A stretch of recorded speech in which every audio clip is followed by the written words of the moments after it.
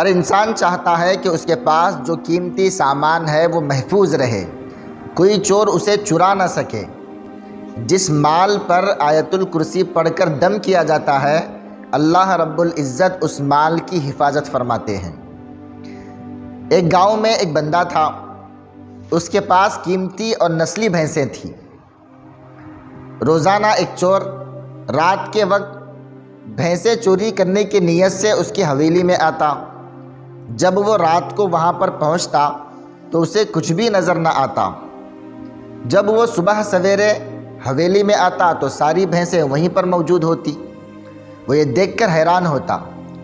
ایک دن اس نے مالک سے پوچھا، آپ کی بھینسیں چوری نہیں ہوتی؟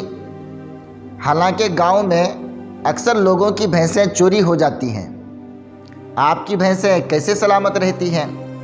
تو اس مالک نے کہا، میں روزانہ آیت الکرسی پڑھ کر چاروں کونوں میں پھونک دیتا ہوں، جس کی وجہ سے اللہ رب العزت میرے بھینسوں کی حفاظت فرماتے ہیں۔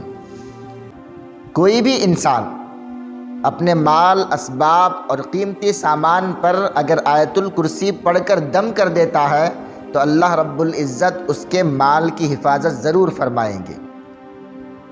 لیکن اس عمل کے لیے شرط یہ ہے کہ یہ عمل یقین کے ساتھ ہو، کیونکہ جو بھی عمل یقین کے ساتھ کیا جاتا ہے وہ اپنا اثر ضرور دکھاتا ہے۔